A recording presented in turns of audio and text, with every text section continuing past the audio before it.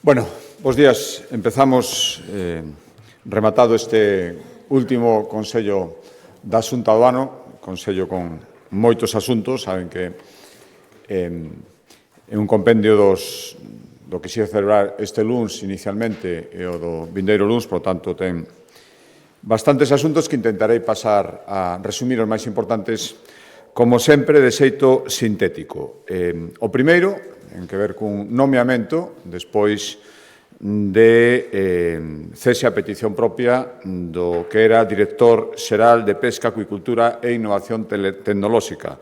Antonio Basanta, como saben, deixa o seu cargo, un novo destiño, en Bruselas. Desexamos a mellor das sortes desta nova etapa, que dali poida seguir traballando, como mínimo tamén como fixo toda agora na Xunta de Galicia, por Galicia, dende este novo destino, e a súa sustituta vai ser Patricia García Sánchez, nova directora xeral de Pesca, Acuicultura e Innovación Tecnolóxica. Licenciada en Dereito, funcionaria de carreira, vencellada no ano 2013 á Administración Autonómica, en postos, algúns deles relacionados coa Consellería do Mar, e, dende 2023, era a xefa do Servicio de Dependencia no Departamento Territorial de Lugo de Política Social. Por tanto, pasa agora a ser nova directora xeral en sustitución de Antonio Basanta. Cambiando de Consellería, Consellería de Educación, dentro do Plan de Arquitectura Pedagóxica, que xa está, non rematada, pero moi avanzada xa a súa primeira fase deste plan, que supuso o investimento de 230 millóns de euros para facer melloras, algunhas de gran calado, outras non tanto, prácticamente no 100% dos centros educativos de Galicia. Foron 2.650 actuacións, 335 delas grandes obras, construímos ou ampliamos 30 colexios e institutos, como digo, fixéronse pequenas obras a veces, pero en prácticamente todos os centros, e o que fixemos foi darlle luz verde á segunda fase deste plan de nova arquitectura pedagóxica, que abranguerá dende o ano que ven, 2025, ata o ano 2028, e que ten un investimento de 267 millóns de euros. Por lo tanto, xuntando os da primeira fase e os desta segunda, que empeza dentro de uns días, serán 500 millóns de euros os investidos pola Xunta de Galicia nos centros educativos. Destes 267 millóns de euros da segunda fase que aprobamos hoxe, algún detalle, darlles o de que 117 millóns de euros serán para construir ou ampliar medio cento de centros educativos, é dicir, grandes obras, por exemplo, o novo CEIP do Milladoiro, o instituto que se vai facer en Vigo, Domingo Villar, ou o instituto novo en Pereiro de Aguiar. E outros 89 millóns de euros será para rehabilitar centros xa existentes. Cubertas, melloras no illamento, renovación de fiestras, obras de rehabilitación de certa envergadura e outros 50 millóns de euros para obras xa de pequena envergadura. Estos chegan a moitísimos máis centros, pintura, colocación de ascensores, melloras de accesibilidade. Estas obras que normalmente fanse no verán, cando están os centros pechados, e, por último, 5 millóns de euros para poñer instalacións de enerxía renovable. Hoxe mesmo xa tomamos as primeiras decisións respecto de execución desta segunda fase do plan e acordamos licitar por 15 millóns de euros aproximadamente unha trintena de obras en centros educativos de Vigo, Carballo, Teo, Betanzos, Santiago, varias cidades. Xa irían estes 15 millóns de euros que hoxe licitamos con cargo deste segundo plan e, como decía, a primeira fase do plan está prácticamente rematada, quedan todavía algunhas medidas, e hoxe acordamos prácticamente unha das últimas, que é unha colaboración co Concello de Ferrol para mellorar as instalacións deportivas en 10 centros educativos da cidade. Van ser 500.000 euros que poñerá a Xunta de Galicia e 260.000 que vai poñer o Concello de Ferrol. Cambiando de Consellería, Consellería de Cultura, hoxe acordamos declarar o vindeiro ano 2025 como ano castelao, o cumprirse o 75 aniversario do pasamento desta enorme figura da cultura e da política galega. Vai haber varios actos que serán anunciados pois a principios do ano que ven, no mes de xaneiro, pero por dar algúns detalles, haberá unha recreación virtual de Castelao nunha exposición da Cidade da Cultura, onde será o propio Castelao que, gracias á realidade virtual, guía os visitantes para facer un percorrido pola súa vida e pola súa obra. Haberá actividades en moitísimos centros educativos para chegar a súa figura. Os escolares vanse publicar por primeira vez na historia as 3 versións que o autor deixou dunha das súas obras máis coñecidas, Os vellos non deben de enamorarse. Vaise digitalizar toda a documentación descuberta, algunha recentemente, sobre o proceso de aprobación do Estatuto de Autonomía de Galicia do ano 36, no que Castelao tivo, como saben, unha intervención moi importante. Cambiando de Consellería de Presidencia, aprobamos unha liña de axudas para que as ONGs poñan en marcha programas de cooperación para o desenvolvemento exterior, especificamente accións de loita contra a pobreza, mediante iniciativas que impulsen o desenvolvemento socioeconómico nos países de destino. Dentro das varias liñas abertas en materia de cooperación pola Xunta de Galicia, esta, dende o ano 2009, non se publicaba, por lo tanto, volvemos a recuperala, serán 1,8 millóns de euros, casi 2 millóns de euros, ata o ano 2027, para actuar en Nicaragua, Perú, Mozambique e Cabo Verde.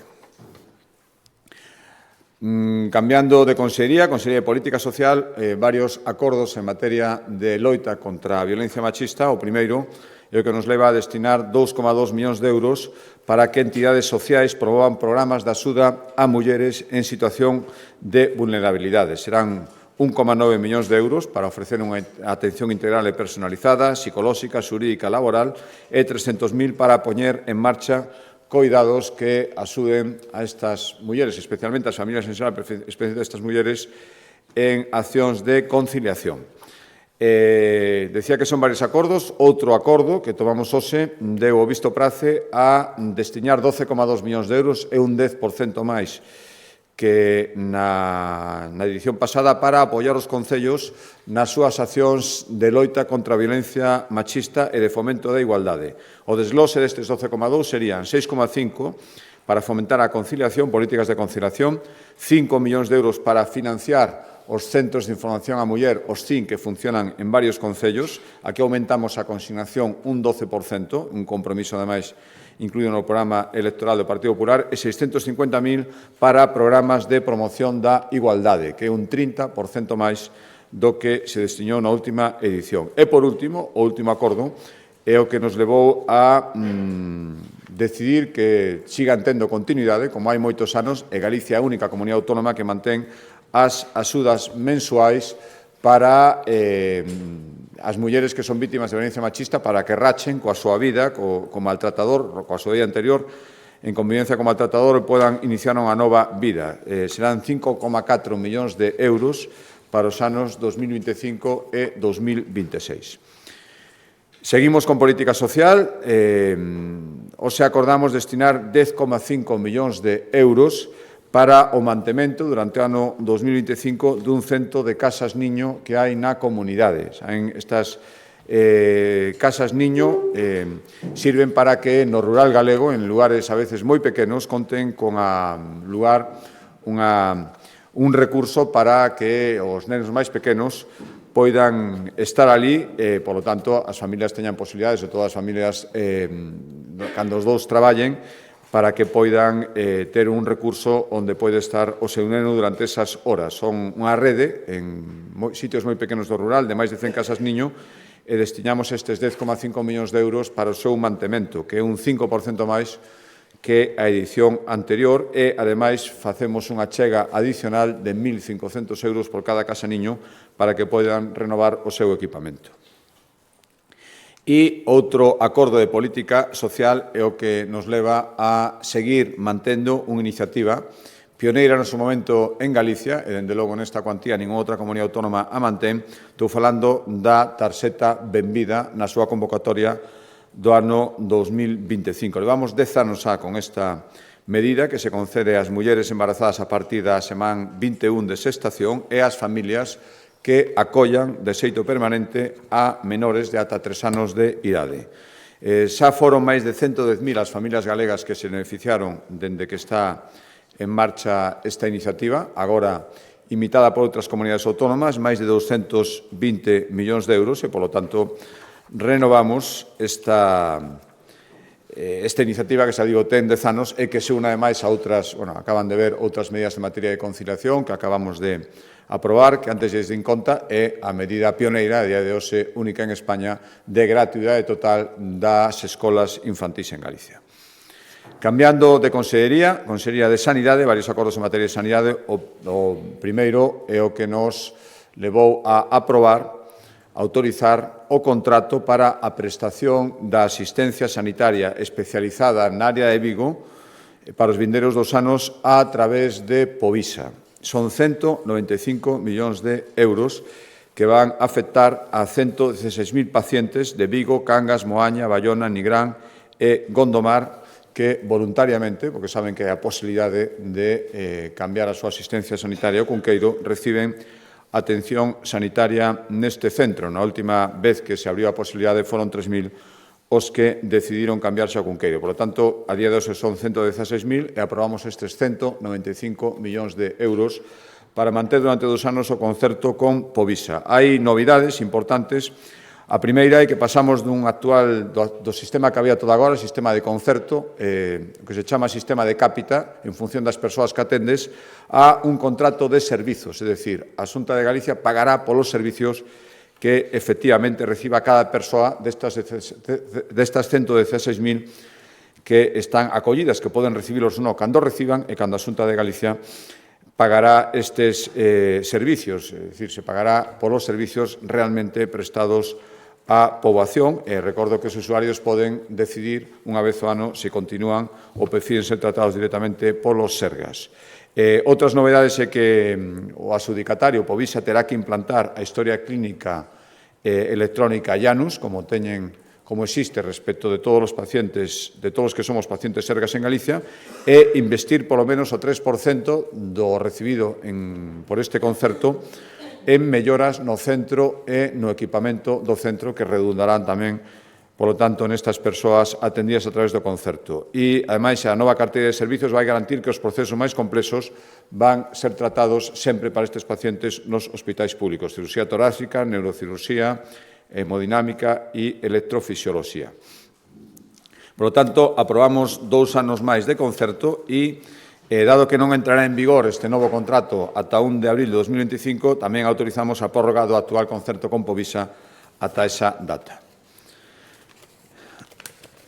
Decía que hai varios acordos en sanidade, perdonen.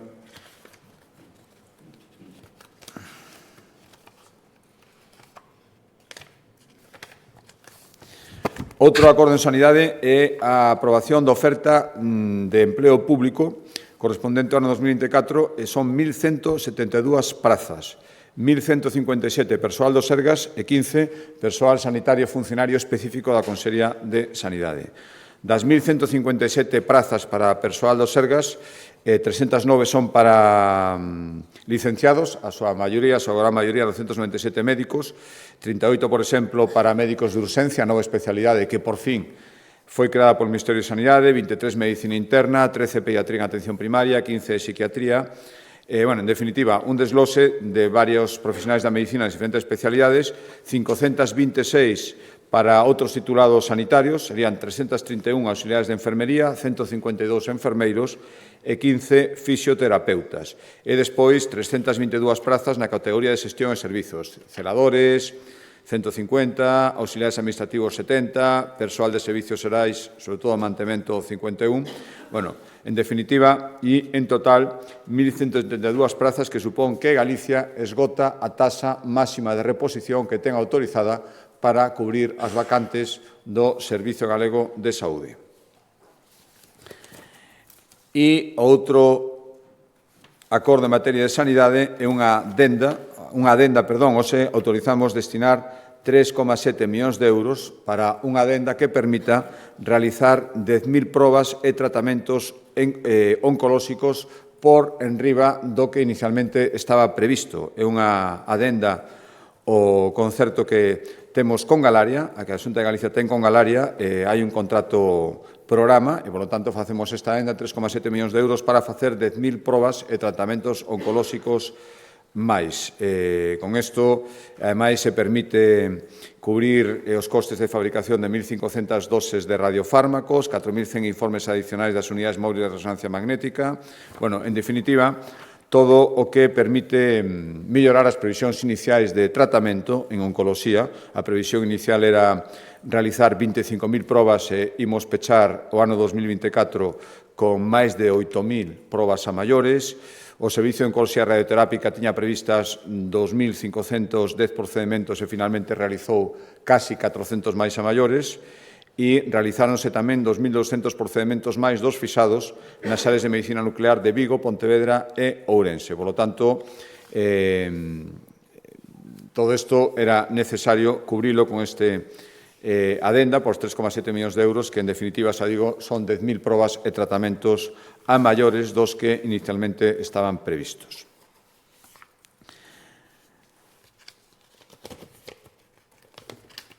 Perdón un momentiño. Sí, cambio de consellería e consellería de Facenda. Seguimos avanzando na consolidación de Galicia como unha comunidade autónoma de referencia en materia de inteligencia artificial, sobre todo no que ten que ver co seu regulamento. Somos finalmente a comunidade autónoma que alberga a sede da Axencia Española de Supervisión da Inteligencia Artificial e somos tamén, como saben, a primeira rexión de Europa en regular por lei o uso da inteligencia artificial. Por tanto, temos que seguir dando pasos e o que fixemos hoxe foi acordar o inicio da elaboración do Plan Galego de Inteligencia Artificial 2025-2027, que ten que estar rematado no primeiro cuatrimestre do ano que ven. Que pretendemos? Que unha vez aprobada esta lei, pois todas as súas disposicións para garantir un uso da inteligencia artificial seguro na administración, nas empresas, entre a ciudadanía, sexa unha realidade. Por lo tanto, hai que recoller neste plan as medidas, as iniciativas, as previsións que están na lei e, ademais, será unha ferramenta moi importante e necesaria para converter o CESGA, o Centro de Supercomputación de Galicia, e o seu novo ordenador, un dos máis potentes de Europa, nas chamadas factorías de inteligencia artificial que convoca a Comisión Europea e que exixe todo este tipo de requisitos, ter un plan como que hoxe aprobamos, que iniciar a súa elaboración, ter un ordenador da potencia cuántica o Finisterrae como existe no CESGA, a ampliación que estamos facendo, todo iso está dirixido a convertir a Galicia nunha referencia de inteligencia artificial en toda España. Cambio de consellería, Consellería de Planificación de Infraestructuras e Vivenda, hoxe acordamos varios acordos en materia de vivenda e tamén de infraestructuras. Dous acordos, os primeiros en materia de vivenda. O primeiro de vivenda é licitar a rehabilitación de 6 edificios propiedade da Xunta de Galicia, están dentro do Plan Resurbe, para, unha vez que estén rehabilitados, que poñer a disposición das persoas en réximen de alugueiro social 17 vivendas que estarán ubicadas en 4 concellos, que é onde están estes edificios que imos rehabilitar.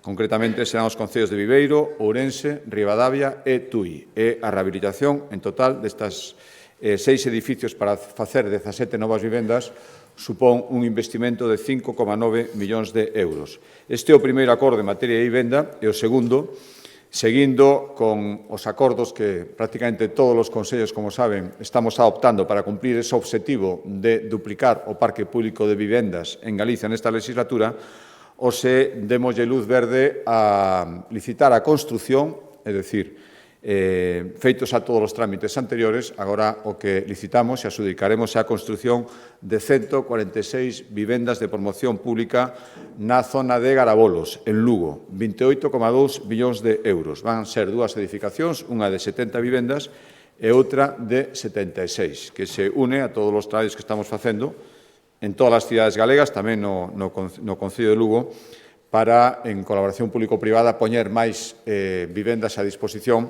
cun precio social. Concretamente, en Lugo serían 1.200 novas vivendas no barrio do Sagrado Corazón. Esta sería en colaboración público-privada. O que os aprobamos, insisto, son 146 vivendas de promoción pública no barrio, na zona de Garabolos, en Lugo.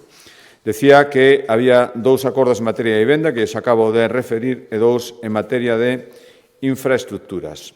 O primeiro ten que ver coas peaxes nas dúas vías de titularidade autonómica, que son a Coruña-Carballo, a G55 e Valmiñor, a G57. Ose, acordamos, en primeiro lugar, manter todas as bonificacións que a día de hoxe existían, mantéñense para o ano que ven, e tamén limitar a suba das peaxes para o ano 2025. Saben que nos últimos anos estiveron congeladas, non se aplicou ninguna porcentaxe de subida, foi 0%. Esa subida normalmente se traslada como mínimo o IPC, ou no caso da P9, moito máis que o IPC, no caso da Xunta de Galicia foron asumidas con cargo aos recursos públicos e, por lo tanto, os usuarios non tiveron que pagalas. O que facemos agora é aplicar unha subida que, en todo caso, é o mínimo fixado no contrato, un 1,7% frente ao 3% que parece ser que vai aumentar a AP9 no Goberno Central. Sube un 1,7%, por lo tanto, isto que leva a que moitos tramos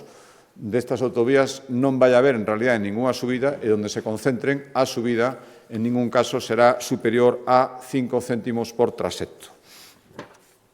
E, ademais, como decía, mantéñense todas as bonificacións que estaban vixentes, 25% na viaxe de volta e 50% na segunda volta nas 24 horas posteriores, rebaixa do 50% en horario nocturno ou peaxes de balde para as viaxes de volta cando os usuarios pertenezcan a unha familia numerosa. E outro acordo en materia de infraestructuras é o que nos leva xa a formalizar o que xa anunciámoslo estas últimas semanas, a resolución dos contratos de concesión das 4 autovías que agora mesmo tiñan un peaxe en sombra, que son a do Salnés, a do Barbanza, a de Ourense-Celanova e a de Santiago-Brión. A partir do 1 de xaneiro, estas 4 vías pasan a ser totalmente de titularidade pública e se eliminan os peaxes en sombra que se viñan pagando anualmente.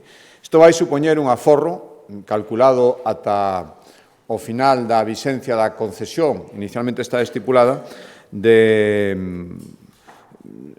algo máis de 300 millóns de euros. Por lo tanto, o aforro vai ser un aforro anual, como xa anunciábamos, de 30 millóns de euros que van ser investidos en outras políticas en materia de infraestructuras e en materia de vivenda. É dicir, a Consellería correspondente mantén os créditos para poder adicarlos, agora liberados, a outras políticas da Consellería centradas, sobre todo, en vivenda e en infraestructuras viarias. 30 millóns de aforro que se obteñen despois desta resolución. Decía que o importe do rescate das concesións son 300 millóns de euros, o desglose sería 95 para o rescate da autovía Santiago-Brión, 85 para a de Celanova-Ourense, 74 para a do Barbanza e 45 para a autovía do Salnés.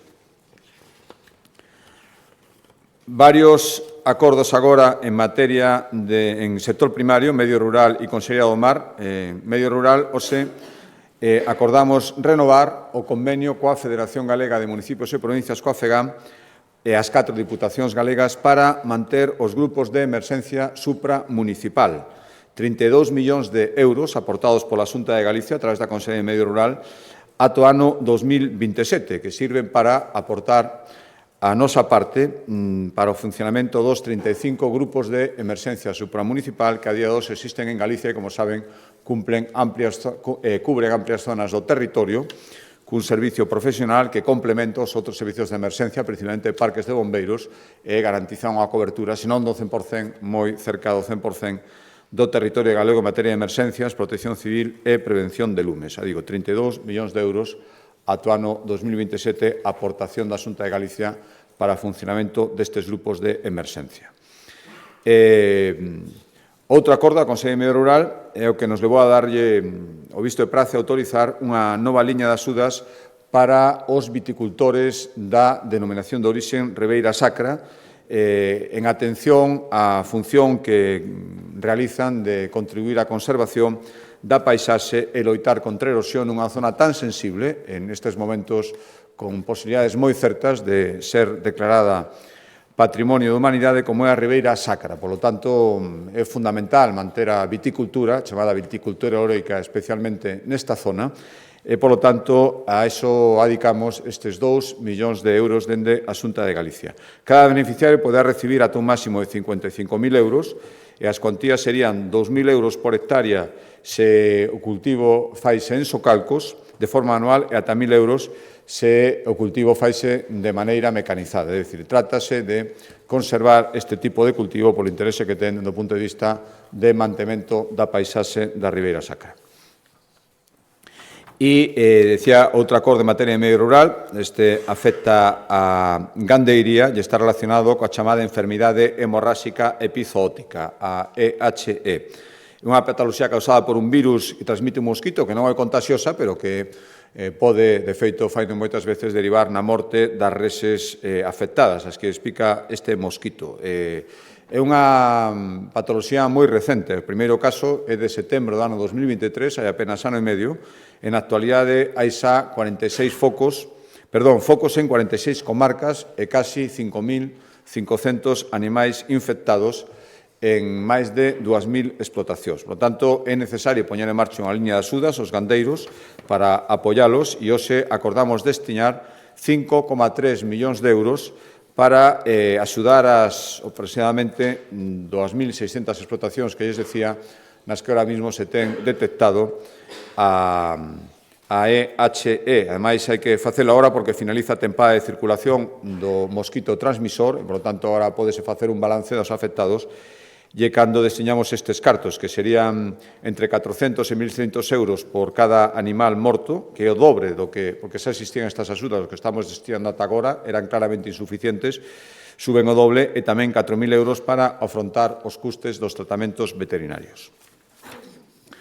Seguimos no sector primario, cambiamos a Consellería do Mar, dous acordos, un para destinar 2,2 millóns de euros para seguir mellorando a xestión e a conservación dos bancos marisqueiros de Galicia. O desglose serían 1,9 millóns de euros para restaurar a biodiversidade dos ecosistemas mariños, reducir a contaminación e eliminar especies invasoras, e 300.000 euros, ata completar eses 2,2, para medidas que melloren a productividade dos bancos que agora mesmo tiveran unha baixada moi sensible da produción. Este é o primeiro acordo, 2,2 millóns de euros, e despois outro acordo de 82 millóns de euros ata o ano 2027, que se desglosan en varias liñas para axudar a modernización e sustentabilidade do sector acuícola e do sector pesqueiro en xeral en Galicia.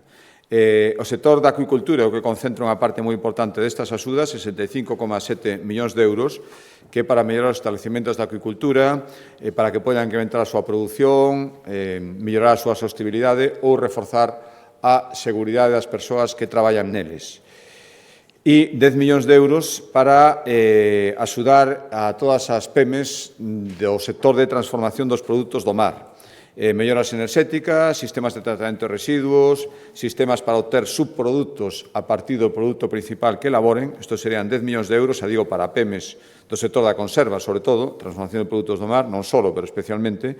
Despois, o 65,7 que acabo de referir para o sector da acuicultura e, por último, ata completar estes, decía, 82 millóns de euros, serían 6,2 millóns de euros para destinados a axudas para facer melloras nos barcos pesqueiros. Pois mirar a súa seguridade, a súa habitabilidade, a súa sustentabilidade, cambios de hélice, reformas na cuberta, traxes de supervivencia, en definitiva, todo aquilo que redunde na mellora dos barcos que se dedican á pesca en Galicia. Cambio de Consellería, Consellería de Emprego, o sea, acordamos dentro, seguindo coa liña de fomento do cooperativismo, destinar 5 millóns de euros con dúas finalidades principais. Unha é fomentar a contratación de persoas desempregadas por cooperativas que xa existen e, por outra banda, estimular con axudas económicas aqueles traballadores que agora mesmo están traballando de xeito autónomo, se así o desesan, poidan empezar a facelo baixo o réximen de cooperativismo, baixo un réximen de economía social. Para estas dúas finalidades destinamos 5 millóns de euros. E outro acordo tamén da Consellería de Emprego é destinar 4, millóns de euros para incentivar a contratación de mozos e mozas menores de 30 anos nos sectores que consideramos estratégicos, investigación, tecnoloxías e innovación. Por lo tanto, o obxectivo é apoiar contratación indefinida, terían que ser contratos indefinidos e, cando se asine un contrato indefinido, durante os primeiros 12 meses de vigencia dese contrato indefinido, recibiríase esta axuda da Xunta de Galicia, 4,8 millóns de euros, co que prevemos que se celebren no menos de 220 contratos. Non é a primeira vez que poñemos en marcha estas axudas, dende que se puxeron en marcha 27 millóns de euros, foron casi 900 os mozos que nestes eidos, en outros, naquel momento, foron contratados de xeito indefinido. E outro acordo relacionado coa xente moza, a proposta, neste caso, da Consellería de Cultura nas súas competencias de xuventude é o que nos leva a destinar 1,3 millóns de euros á terceira edición dun programa de moito éxito, que é o programa Xuventude Mentoring na empresa, que facilita que xente moza poida compaxinar formación con prácticas en empresas, prácticas remuneradas, e tamén para estimular que as empresas queiran acollerse a isto e queiran facer mentoring cos mozos, recibirán axudas de ata 100.000 euros, os beneficiarios mozos entre 18 e 30 anos tamén recibirán axudas e as empresas que fagan este mentoring, nesta ocasión, serán tamén empresas de sectores estratégicos que serán aeronáutica, biotecnoloxía e automoción. Son as que se poderán beneficiar destas axudas do programa Xuventude Mentoring.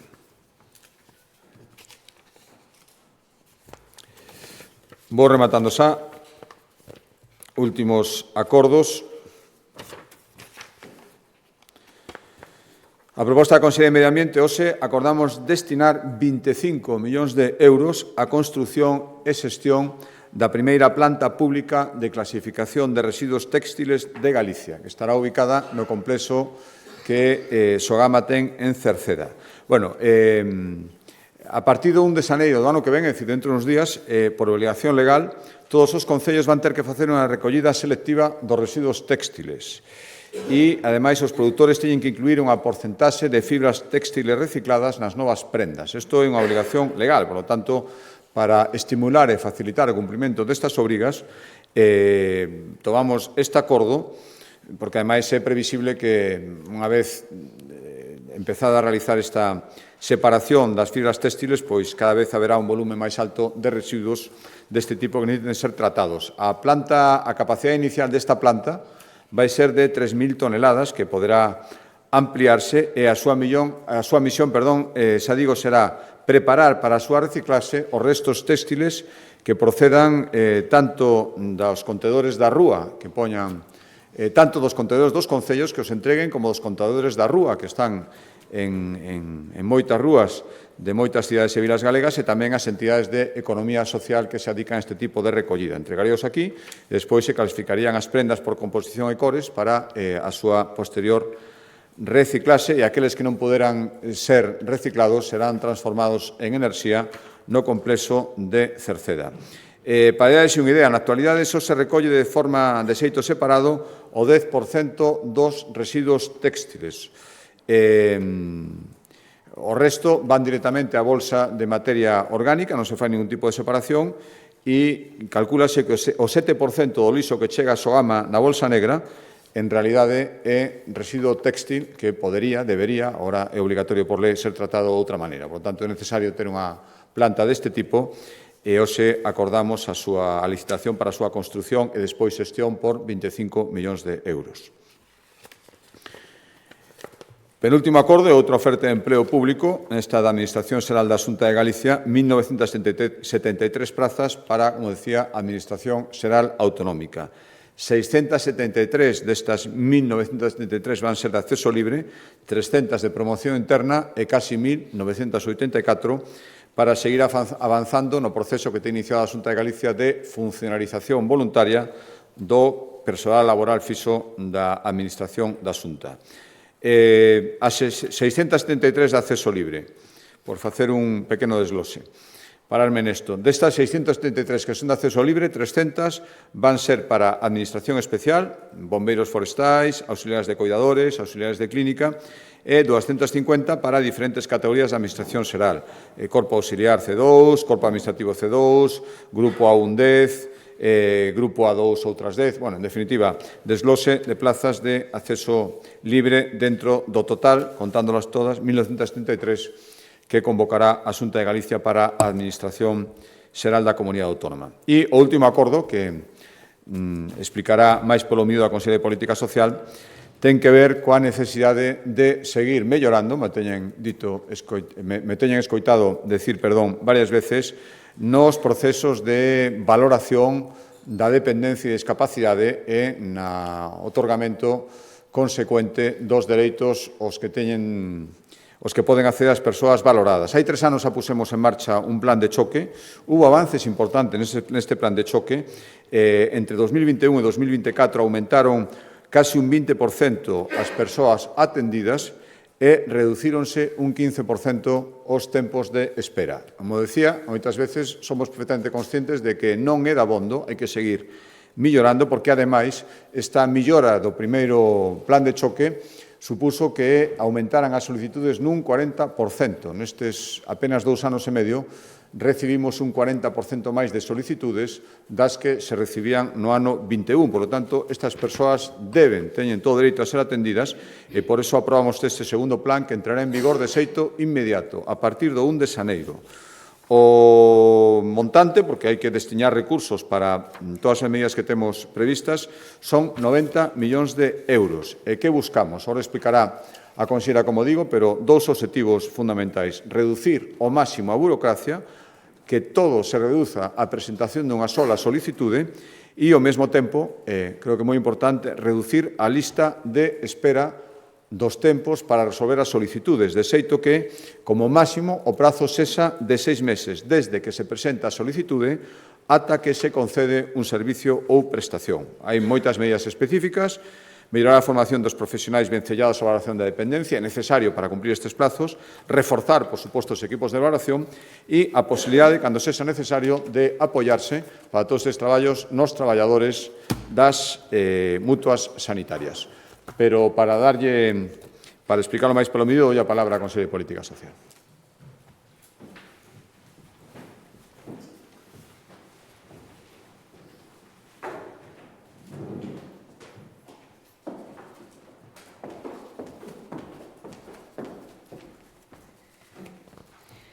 Bueno, pois moi bons días a todos. Un dos principais baremos que miden a calidade do noso sistema de benestar son os coidados que reciben as persoas maiores ou as persoas con discapacidade. Sabémolo moi ben e por iso levamos moitos anos actuando en consecuencia e mellorando a todas as prestacións e todos os servicios que lle damos a todas as persoas dependentes. Por iso sempre foi e sempre seguirá sendo unha prioridade, un dos obxectivos prioritarios para este Goberno. Porque para conseguir mellorar esa atención dende a Xunta de Galicia levamos moitos anos introducindo constantes melloras no sistema. Incrementamos o número de prazas públicas que temos disponibles nestes momentos, incrementamos as cuantías de todas as prestacións e tamén fomos pouco a pouco mellorando toda a normativa existente en materia de dependencia. Uns fitos aos que sumamos medidas pioneiras, aos que lle sumamos servicios innovadores, que teñen en conta a realidade xeográfica, pero, como non, tamén é algo moi importante, que é a realidade demográfica que temos na nosa comunidade. O gran avance que rexistrou Galicia nos últimos 15 anos pódese expresar de forma clara e se pode facer con cifras. Galicia multiplicou por 5 o número de persoas dependentes atendidas, pasando das 15.000 persoas dependentes atendidas que había no ano 2009 ás máis de 77.000 persoas dependentes atendidas nestos mesmos momentos. Tamén duplicamos a oferta de plazas sostidas con fondos públicos en todas as residencias de maiores, pasando das 5.500 que había no ano 2009 ás máis de 16.000 plazas que temos nestos momentos e as que llevamos a sumar dentro de moi pouco tempo outras 1.500 prazas públicas en residencia que xa temos proxectadas. Galicia tamén é referencia a nivel nacional coa creación das casas do maior para darlle esos servicios de atención diurna a moitas persoas maiores que viven no rural galego e que nestos momentos xa temos abertas en pleno funcionamento máis de 140 casas espalladas por toda a xeografía galega, dándolle ese servicio de atención diurna a máis de 700 persoas maiores. Reforzamos tamén durante todos estes anos o servicio de axuda no fogar, un servicio que é moi demandado polas persoas maiores de Galicia que queren continuar vivindo nas súas casas e por iso nestes momentos Galicia tamén é líder a nivel nacional no número de persoas dependentes que ten atendidas a través deste servicio de axuda no fogar que xa ascende a cifra a máis de 25.000 galegos. Como xa avanzamos, hai unhas semanas no ano 2025 vamos a facer unha nova negociación coa FEGAMP para incrementar e tamén para mellorar o funcionamento e o financiamento deste servicio de axuda no fogar. Pusemos en marcha medidas como ese bono coidado no fogar, como ese complemento adicional do bono residencia, que o que buscan é ofrecer unha mellor atención a todas as persoas maiores, pero sempre dándolle ás persoas maiores a liberdade de elexir como e onde queren pasar esa nova etapa das súas vidas e dándolle esos servicios ou prestacións máis adaptados ás súas preferencias e tamén ás súas necesidades. Como decía, a atención á dependencia é un dos grandes obxectivos nos que se está centrando este Goberno e, por iso, para reducir prazos e para reducir esperas, hai 3 anos puxemos en marcha un plan de choque.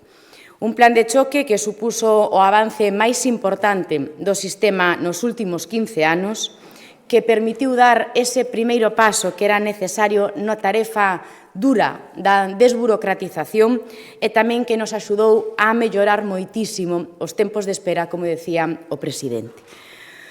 Todas estas medidas e todos estes recursos que lles acabo de nomear permitíronos acadar unha ratio de cobertura moi importante en Galicia e por iso na nosa comunidade nestes momentos lidera esa ratio de atención á dependencia con máis de un 98% de persoas dependentes atendidas 7 puntos por riba da media nacional.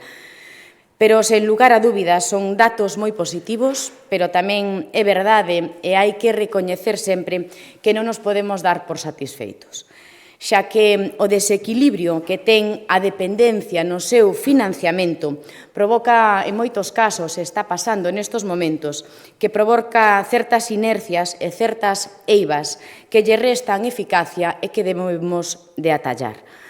Pero que tamén amosan as cifras é que Galicia cumpre na atención á dependencia, a pesar, como xa dixen en outras moitas ocasións, de que o Goberno central segue se financiar ese 50% que establece a Lei da Dependencia, un financiamento a partes iguais entre a Comunidade Autónoma e o Goberno central, e por iso Galicia nestes momentos ten unha débeda acumulada co Goberno central de máis de 2.500 millóns de euros dende que se puso en marcha esta Lei de Dependencia no ano 2006.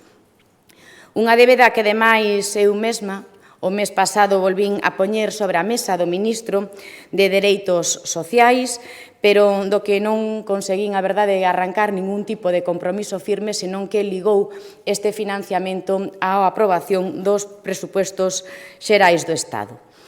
Pero, pese a todos estes atrancos, dende a Xunta de Galicia vamos a seguir traballando no acceso a todos estes recursos, vamos a continuar traballando en darlle respostas ás necesidades de todas as persoas maiores e tamén de todas as persoas con discapacidade en Galicia.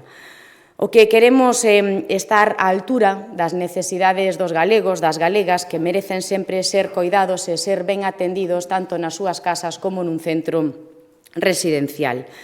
En este sentido, sabemos que hai marxe de mellora, que hai eivas que é necesario superar, como poden ser os tempos de espera para acceder a unha prestación ou un servicio. Por iso, a través da Lei de Medidas deste mesmo ano, introducimos novidades, introducimos os colectivos prioritarios, creando unha vía preferente para os maiores de 80 anos, ou igual que estamos facendo con persoas que teñen patoloxías especialmente incapacitantes, como poden ser todas as persoas doentes de ELA. En segundo lugar, introducimos o concepto de prestación inmediata, que o que queremos con esta nova prestación é darlle un servicio a todas as persoas que están esperando por un servicio público para que conten con unha prestación económica dende o momento da súa valoración. Seguindo esta liña e co obxectivo de atender a todas as persoas e atendelas coa máxima axilidade, o Consello da Xunta aprobou un plan de axilización, un plan de simplificación de todos os trámites da dependencia e da discapacidade. Un plan que se vai a poñer en marcha dende o 1 de xaneiro do ano 2025 e co que pretendemos seguir mellorando o acceso aos servicios, seguir mellorando o acceso ás prestacións, ganar en axilidade, pero tamén darlle resposta ás necesidades que xorden debido ao envellecemento continuo da poboación galega. Polo tanto, pretendemos reducir tempos, reducir a lista de espera e continuar e empezar a resolver todas esas solicitudes de dependencia no plazo de 6 meses.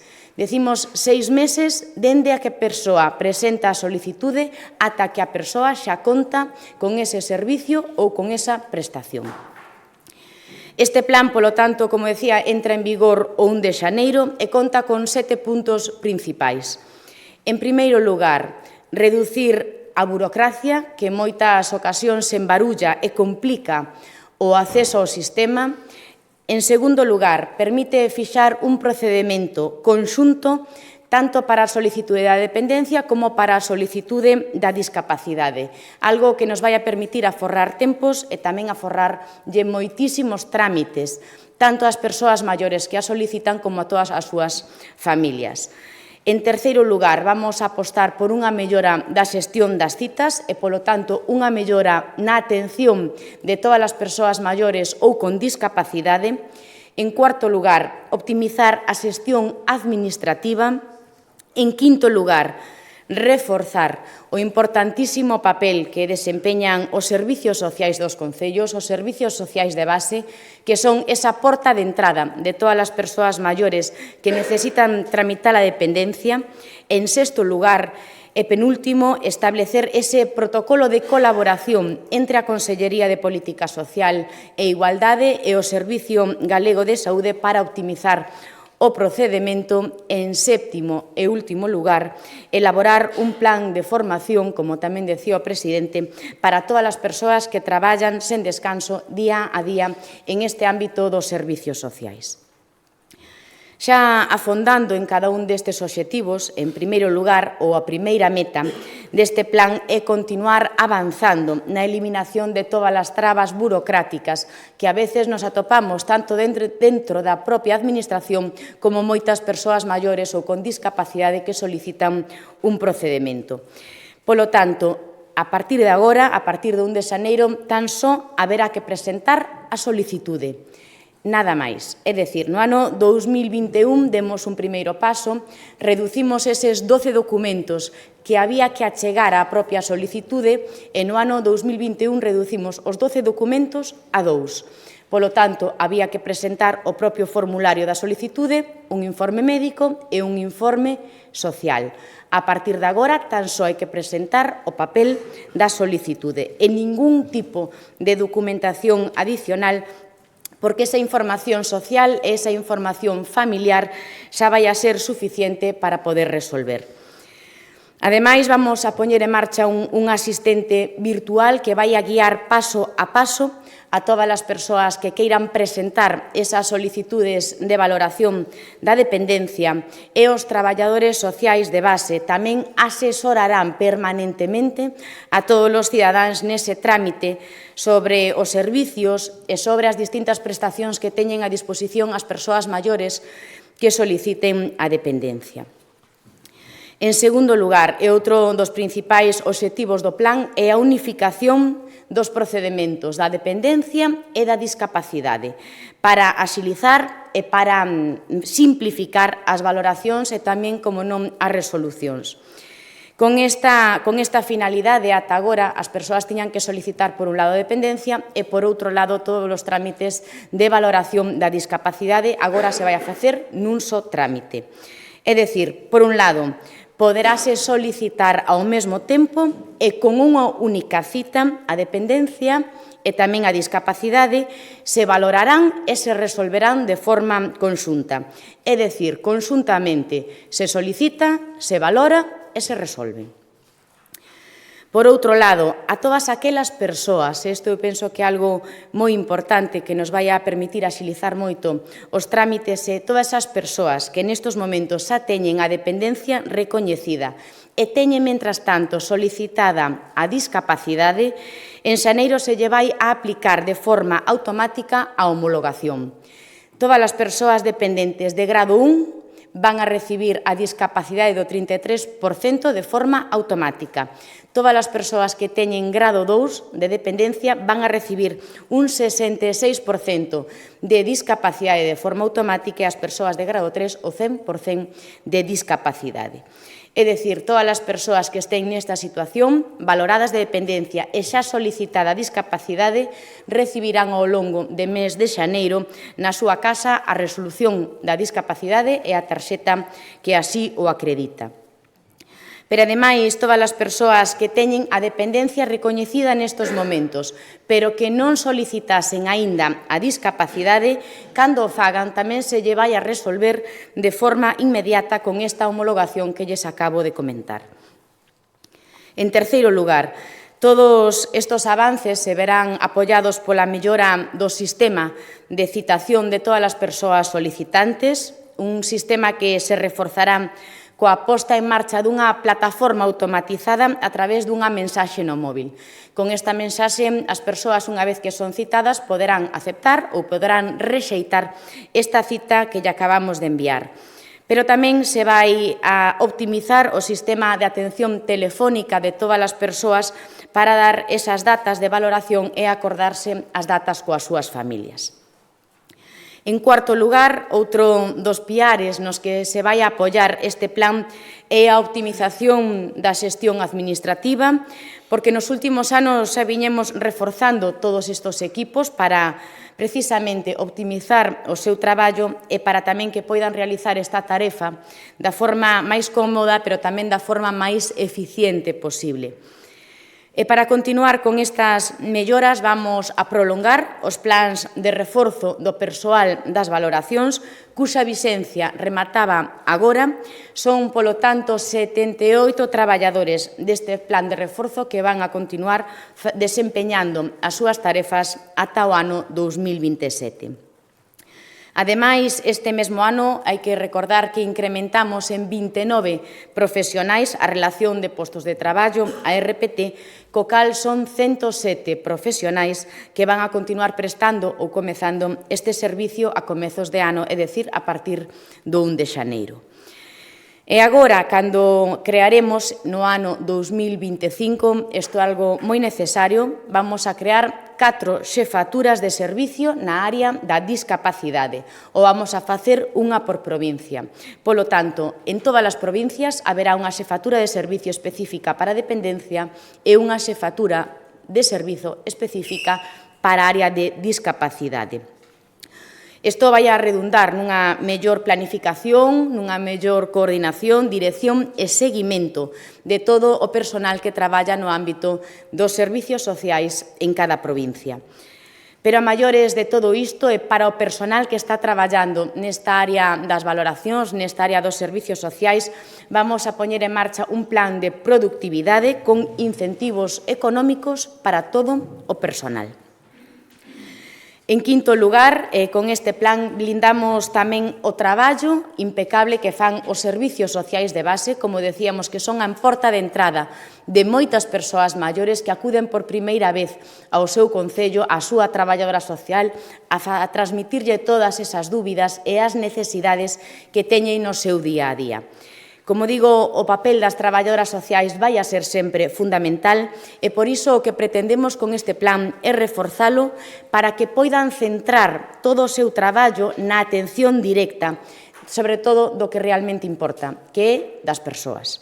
De todas as persoas que acuden a un concello, que acuden á súa traballadora social a solicitar a dependencia ou a pedirlle axuda á súa traballadora social. Deste xeito, van a contar con un completo asesoramento sobre a presentación das solicitudes, sobre os servicios e as prestacións existentes aos que teñen dereito, que moitas veces moitas persoas maiores ou con discapacidade teñen dúbidas. Tamén, gracias a estas traballadoras sociais, vamos a poder realizar o seguimento de todas as persoas maiores porque, como ben saben, a situación de moitos dependentes é permanentemente cambiante. Van cambiando e, por iso, necesitan saber de primeira man se están o mellor atendidos posibles ou se necesitan algún tipo de prestación adicional a que xa teñen nestes momentos. Pero, ademais, como novidade, permíteselle que poidan presentar elas mesmas por vía electrónica a solicitude en nome da persoa solicitante. Precisamente pusemos en marcha todas estas medidas para que as traballadoras sociais se poidan centrar niso, no realmente importante que é o coidado, a atención e a información a todas as persoas que acuden a un concello. Queremos tamén rebaixar de forma significativa a carga de traballo, pero a carga de traballo burocrático a que se vían sometidas pois día a día o deixar de exixirse ese informe social que tiñan que elaborar ata agora. Xa que, a partir de agora, a información social e tamén a información familiar estará presente xa na propia solicitude. As traballadoras sociais de base, como decíamos, son imprescindibles neste proceso ao ter ese contacto día a día, ese contacto de primeira man co seu veciño ou coa súa veciña, e por iso queremos reducir o traballo burocrático para primar sempre a atención directa e a atención centrada en cada persoa maior ou con discapacidade. Pero, ademais, vamos a seguir informándoas permanentemente de todas as melloras e tamén mantendo ese fluxo de comunicación constante a través dunha aplicación que xa existe nestes momentos, que é a aplicación Matías. En sexto lugar, e o sexto punto deste plan que pusemos en marcha, o que vamos a poñer en marcha a partir do 1 de xaneiro do ano 2025, é ese protocolo co Sergas. Un protocolo para que as persoas maiores non teñan, como tiñan que facer ata agora, acudir ao seu médico de cabecera para pedir o informe médico e, posteriormente, axuntalo á solicitude da dependencia. Agora xa non teñen que acudir ao seu médico de cabecera, xa non van a ter que pedir ningún tipo de informe médico, porque dende a propia administración xa vamos a contar pois con ese informe a través deste novo protocolo. Vamos a acceder aos seus datos a través do Sergas. En sétimo e en último lugar, o último piar, é o desenvolvemento dun plan de formación de todo o personal que traballa no ámbito dos servicios sociais para os traballadores sociais da Xunta de Galicia que traballa na área da dependencia e tamén na área da discapacidade, pero tamén para todo o personal que traballa nos centros de saúde e tamén para os concellos. Levamos, polo tanto, a cabo un completo plan que informará sobre aspectos moi necesarios, aspectos que entendemos que son fundamentais, como poden ser todos estes cambios que acabamos de introducir na normativa, a actualización tamén de todas as aplicacións, as ferramentas dispoñibles para ofrecerlle esa información e ese asesoramento ás persoas maiores ou ás persoas con discapacidade e tamén sobre esta nova presentación telemática das solicitudes. Isto farase a través de xornadas formativas, xornadas que van a ser tanto de forma presencial como de forma electrónica e tamén as vamos a facer a todo este personal a través de un seminario web que incluirá actualizacións constantes en materia de dependencia, en materia de discapacidade. Por último, este plan tamén vai a dispoñer de algo que é moi necesario, que é unha comisión de seguimento que se reunirá con unha periodicidade mínima trimestral para empezar a avaliar mes tras mes a súa execución. Iremos monitorizando os datos que vayamos obtendo para ver que efectivamente se están cumprindo todos esos obxectivos que temos previstos nestes momentos. En definitiva, poñeremos en marcha un plan centrado na simplificación normativa, administrativa, no reforzo, pero sobre todo na mellora da calidade de vida de moitas persoas maiores que xa non van a ter que agardar tanto tempo para ser valorados tanto da dependencia como da discapacidade. Un plan que permitirá darlle ao sistema en completo, en conxunto, unha axilización que é moi importante, completando, pois, como decíamos, ese traballo que xa iniciamos con ese primeiro plan de choque no ano 2021. Un plan de choque que supera un investimento de 90 millóns de euros, como dixen, e que permitirá resolver as solicitudes nun plazo máximo de 6 meses. Polo tanto, estamos ante unha aposta decidida, ante unha aposta moi ambiciosa que nos permitirá seguir reducindo os tempos de espera, que nos permitirá seguir levando todas as prestacións e servicios da dependencia e da discapacidade a máis persoas que o necesitan e seguirá mellorando así pois esa atención que estamos prestando nestos momentos tanto a todas as galegas e galegos. Como decía ao principio, levamos 15 anos incrementando o número de persoas dependentes atendidas, multiplicando o seu número por 5 e queremos pois que esta cifra represente o 100% de todas as persoas de Galicia que necesitan axuda, que necesitan dun servicio ou dunha prestación e o queremos facer sobre todo de forma áxil, de forma eficiente e de forma xusta, porque entendemos que é o que se merecen os galegos e as galegas. Mais nada, moitas gracias e, bueno, quedo a vosa disposición para calquera dúbida que poida xurdir. Sí, conselleira, dúas dúbidas. Unha, ese objetivo de 6 meses que queren acadar, quería saber en canto está ese baremo de media agora, canto habería que recortar con respecto á tardanza actual para acadar eses 6 meses. E a outra, no apartado 4, falou dun plan de productividade con incrementos e incentivos económicos. Quería saber como se iba a artellar e que se buscaría. Gracias. Ben, pois neste momento o que estamos facendo e hai que recoñecer, non? Como decía, que hai moitas persoas maiores que aínda están agardando por ese trámite de valoración da dependencia ou da discapacidade moito máis tempo do que lles gustaría. É certo que hai moitas casuísticas e moitos casos que cada un ten a súa particularidade. Por exemplo, vou a poñer un exemplo, hai moitas emerxencias sociais ou todas as emerxencias sociais se resolven no plazo de 48 horas. Hai colectivos prioritarios nestes momentos como poden ser os menores de 3 anos, as persoas doentes de ELA, pero que queremos é que todas as persoas, nestes momentos tamén acabamos de incorporar maiores de 80 anos, tamén teñan esa valoración preferente, como tiñan ata agora os menores de 3 anos e os enfermos de ELA, porque entendemos que chega unha idade que un xa necesita canto antes pois esa prestación ou ese servicio. Por iso que entendemos que un prazo de 6 meses é o que nestes momentos necesitamos, somos capaces de chegar para que conten canto antes con ese servicio ou con esa prestación. E dentro das distintas medidas tamén que vamos a poñer en marcha, e así o comentabes, todo o personal que está traballando nestes momentos, e despois a maiores, tamén os 107 que se están incorporando ou que van a continuar prestando o seu servicio, o seu traballo, tanto na valoración da dependencia como da discapacidade, pois a todo o persoal tamén que temos nestes momentos, pois a medida que vayan resolvendo cada vez máis expedientes, se vai a poñer en marcha pois este plan de productividade para todos aqueles que desesen pois colaborar na mellora do sistema e que nos axuden, polo tanto, a axilizar trámites, a axilizar prazos e valorar a xente pois maior ou a xente con discapacidade o máis rápido posible. Poderíame explicar un poquinho máis en consiste esta vía preferente para os maiores de 80 anos? Quería saber tamén, no caso das axudas económicas que se van a dar aos dependentes que están en espera, pois que horquillas e baraxa de que tipo de axudas serán?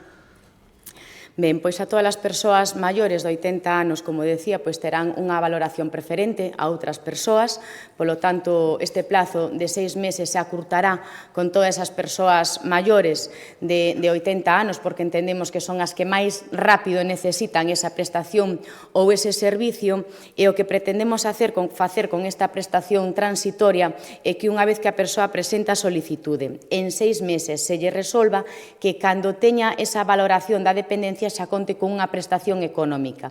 Que prestación económica? A prestación que a persoa maior desese.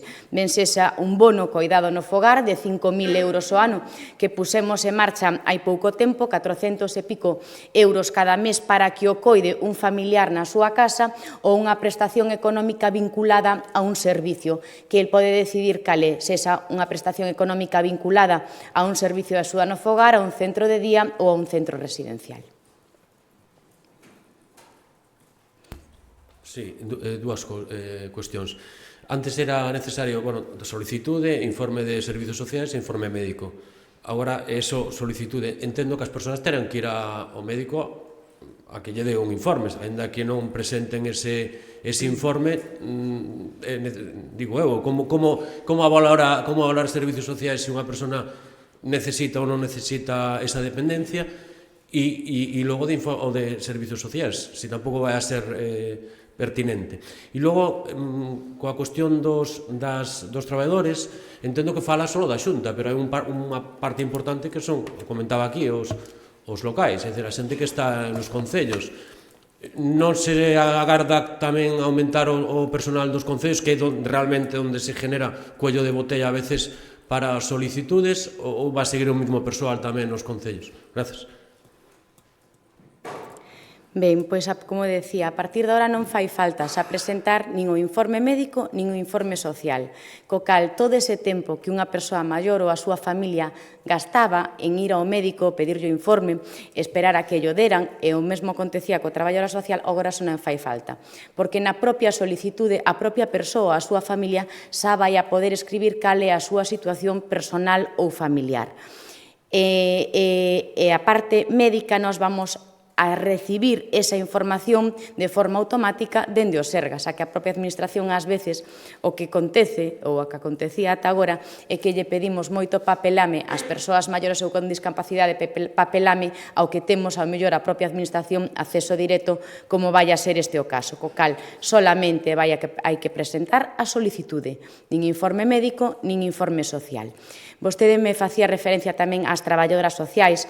O que pretendemos con este plan é facilitarlle o traballo precisamente ás traballadoras sociais, que ás veces tiñan que facer ese extenso informe social, gastaba moito tempo, e o que queremos é que o seu traballo se centre en darlles atención, ese asesoramento ás persoas maiores.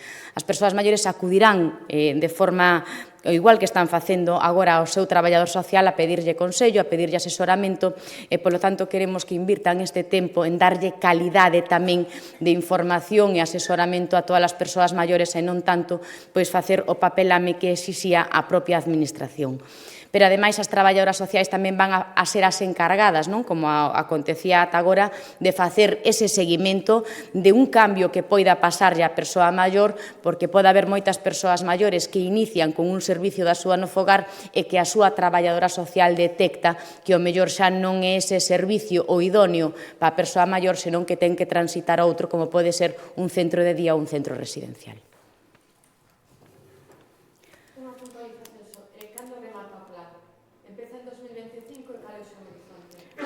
Pois o horizonte, o compromiso que temos é comezar este plan en 2025 e cando remate o ano 2025 que a xente este atendida no plazo de 6 meses. Ese é o obxectivo prioritario deste plan, darlle máis facilidades ás persoas maiores, simplificar tamén as tarefas de todos os traballadores sociais, tanto da Administración Autonómica como dos servicios sociais de base, que son os dos concellos.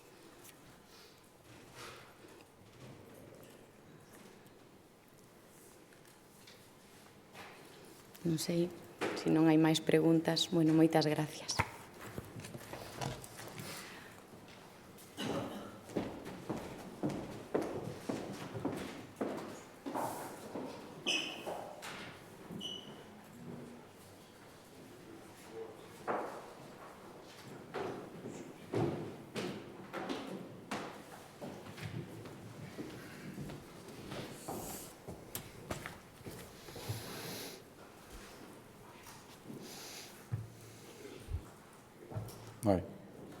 Se non hai, basta un... Estaría ben, como último día do ano. Creo que estamos fora do horario de radios, por eso non teñen prisa os compañeiros. Sobre este ano, presidente, tivemos a primeira transferencia en máis de 15 e vamos a arrancar 2025 coa Xunta loitando por algunhas máis. Eu quería saber que pasou para que se producise este cambio despois de tanto tempo, que agora parece que é unha prioridade desta administración e non o foi así nos 3 lustros anteriores, unha administración da que vostede tamén tiña un papel importante. Houve algo que provocase este cambio? Graciñas.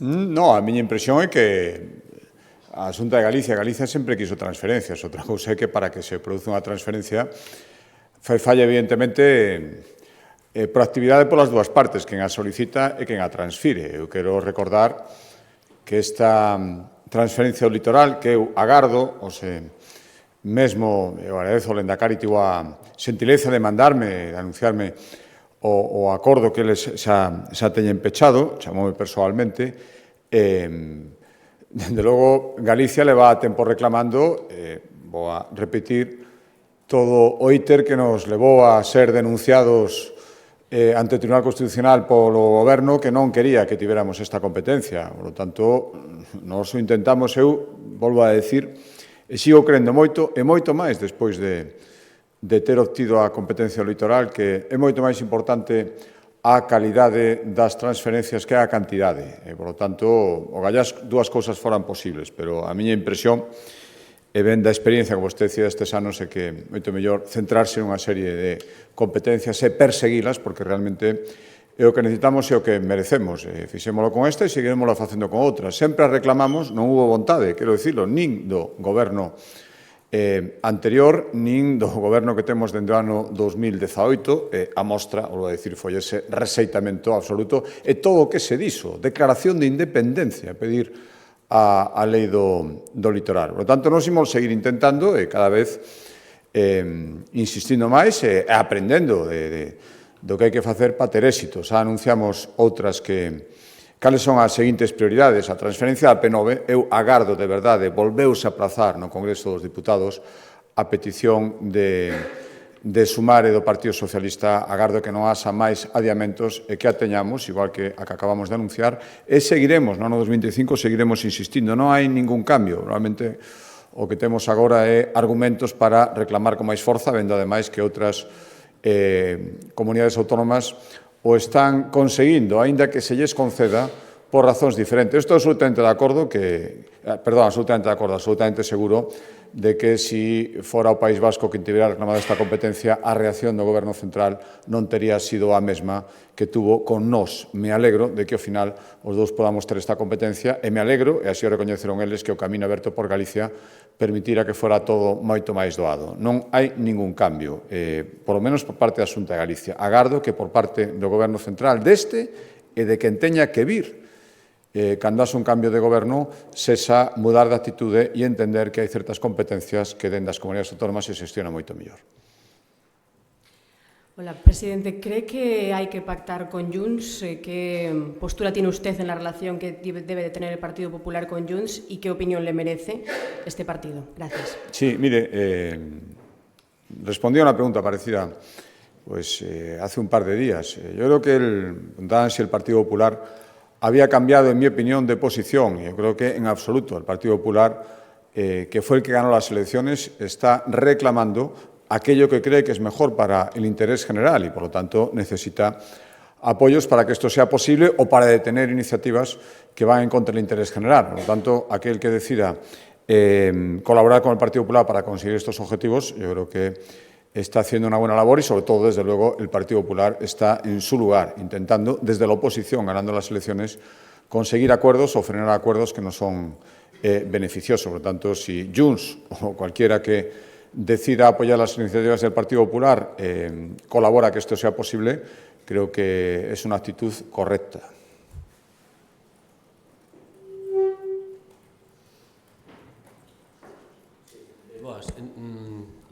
E estaría a favor de que Junts votara a investidura de Feijóo se houbera unha nova sesión de investidura? É dicir, que conseguira o apoio dos independentistas de Junts e os secesionistas de Junts para conseguir o goberno. E depois outras cuestións. Quería saber, porque hubo varios pareceres relativos a cando será o informe ambiental de Altri. Quería preguntar si tamén, os grupos políticos tamén decían que algúns que sería un erro que se faga agora no Nadal. A conselleira dicía que probablemente fora xa agora mesmo, durante o Nadal. Vostede dicía que non hai un tempo concreto. Non sei si, en que nos movemos para saber cando estará este informe. E despois, xa quería preguntarlle que agarda vostede xa do ano 2025 a nivel político, é dicir, cales son os grandes obxectivos do seu goberno no 2025. Xa non me meto en cuestións profesionais, nin o que vai andar en bicicleta, que será moito, pero a nivel político. Moitas gracias. Moi ben, moitas gracias. Bueno, Feijóo presentouse unha investidura como gañador das eleccións, todos recordarán, e ali expuso o que quería facer, recabou apoios, non obtivo a maioría suficiente para ser presidente do Goberno de España, pois probablemente porque algúns dos que podían apoiarlle pensaron que non iban a obter algunhas das cousas que pretendían ou que sería moito máis sinxelo obtelas co que finalmente apoiaron. Estamos vendo que é así, o sea que parece que nunca era abondo, por lo tanto, estou seguro que, e ademais estou, pois francamente, satisfeito e orgulloso de que sempre haya unhas liñas vermellas as que un candidato a presidente do Goberno, cando solicita apoio, non debería traspasar. Quen agora mesmo é presidente do Goberno traspasou unas todas. Por lo tanto, con tal de obter o que finalmente obtuvo, que foi a investidura, está disposto a adquirir calquer compromiso, aínda que sexa inasumible e aínda que despois non o poda cumplir, como estáse amosando, son as consecuencias que estamos vendo agora mesmo, onde se promete unha cousa a contraria, onde con tal de obter unha maioría que despois non se obtén, pois este desbarasuste e este circo parlamentario que vemos un día así e outro tamén. Por lo tanto, creo que Feijóo estivo e estaría en todo o seu dereito a propoñer e intentar recabar investiduras, pero tamén estou seguro que non serían a toda costa cedendo e prometendo calquer cousa con tal de ser presidente do Goberno, porque esa ocasión xa tivo e afortunadamente non a exerceu. Respecto á segunda pregunta de Altri, bueno, non hai ninguna novidade. Onte mesmo decían representantes do NG, teño entendido que estaban seguros de que hoxe íbamos a aproveitar o Nadal, decían, para aprobar a declaración de impacto ambiental. Eu vou dicir isto, todo isto é moito máis serio, por moitísimas razóns, por la conta que nos trae, porque é fundamental garantir que calquera instalación en Galicia cumpra estrictamente a normativa, porque os procedementos complexos requiren análisis complexos de profesionais, moitas veces denostados por algúns partidos políticos, pero que fan o seu traballo moi en serio e con moita rigurosidade. E, polo tanto, volvo decir, o tempo que sexa necesario para emitir un dictamen, facer un informe, decir sí ou non, de acordo estrictamente, decía vostede que depende, pois de que se cumpra a normativa ou de que non se cumpra, de que se verifique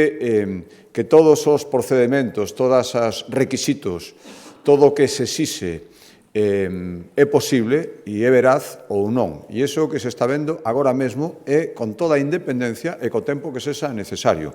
Sei que dimos unha cifra orientativa, que hai xente que nunca dá prazos de nada. Eu preguntei máis ou menos canto podía ser, di unha data orientativa, pero esa data será exactamente a que necesiten os técnicos para facer o seu traballo.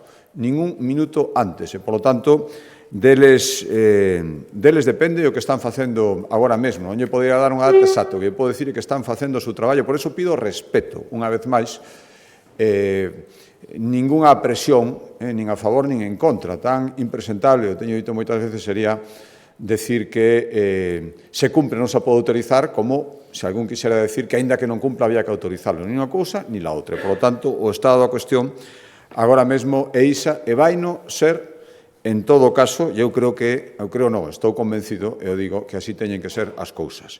E respecto aos obxectivos do ano 2025, bueno, eu primeiro rematamos un ano no que tiven, pois a principios, ainda non iban 2 meses, tivemos unha confianza abrumadora dos galegos que eu agradezo moitísimo, e dende o primeiro día, despois desa confianza, pois intento traballar todos os días para seguir sendo merecedora e se pode ser, aumentala, cando toque volver a pedila. Por lo tanto, teño escoitado moitas veces falar desa Galicia potente, Galicia calidade, a veces un pouco de dúas maneiras.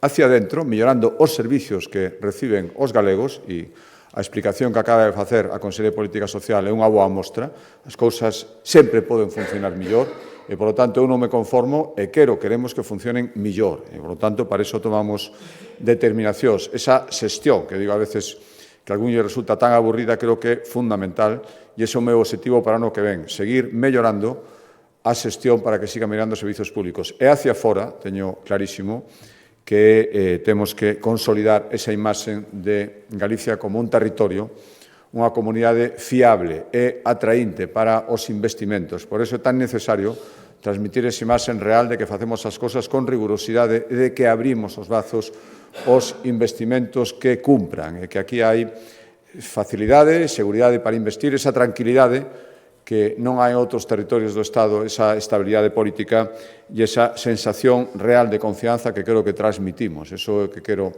hacia fora e eso, ao final, é un resumo de moitos obxectivos políticos, algúns dos cales só os cumplimos nos 100 primeiros días e outros están medidos nun programa de goberno e que eu, de logo, vou non facer e pido que se faga, se teñen que ser as cousas, que as persoas examinen conforme avanza a legislatura se os imos cumprindo ou non. No ano 2025 espero ter avanzado moito na maioría deses compromisos. Sí, dentro deses compromisos, remato o ano con medidas como o plan de choque para a dependencia ou tamén o mantemento das bonificacións nas peaxes e a suba mínima. Non sei cales son as prioridades nos primeiros consellos do ano, que será tamén un ano con novas rebaixas fiscais, que non sei que destacaría delas. Pois, bueno, efectivamente, ven que todos os consellos, prácticamente todos, ou todos, máis ben, avanzamos en decisións en materia de vivenda, temos ese obxectivo de duplicar 4.000 novas vivendas, nada máis e nada menos, e, polo tanto, seguiremos avanzando, xa con moitos trámites feitos no 2024 que permitirán xa empezar edificacións de vivendas no ano 2025 e, polo tanto, paulatinamente, ir poñendo a disposición. A política de vivenda para mí é absolutamente fundamental. Mellorar os servizos públicos, tempos de espera e resolución da dependencia, tempos de espera e listas de espera en sanidade, seguiremos tomando decisións nese sentido e, vostede decía, a aplicación de rebaixas fiscais. Escoitaba algunha comunidade autónoma que facía un balance, incluso numérico, das rebaixas, do impacto que poden ter as súas rebaixas fiscais. Dentro de 3 días entran en vigor en Galicia. Primeiro, mantéñense todas as que estaban, aquí non se subiu un solo imposto, e aplicamos outras novas, unha das que máis impacto van ter, sin ninguna dúbida, ou dúas, máis ben, as que se refiren ao grupo en materia de vivenda, esas incentivos fiscais para poñer a disposición de vivenda en aluguer, e ese paso damos en Galicia por primeira vez de facer unha baixada moi sensible e exonerar a moitos contribuintes de pagar o imposto de sucesión entre colaterais. Xa non se pagaba, como saben, entre descendentes directos e agora os colaterais tamén terán unha baixada sensible que vai supoñer que moitos deles directamente xa non teñan que pagar nada por imposto de sucesións cando hereden dun avó, dun neto ou dun primo. Creo que iso é algo importante que hai que poñer en valor e que bueno, pues ten o mérito de que faise pedindolle un esforzo importante aos galegos e cumprindo co mantenimento dun nivel de servizos públicos aceptable e se pode ser cada vez mellor, que sí que pode ser. Moi ben, moitas gracias.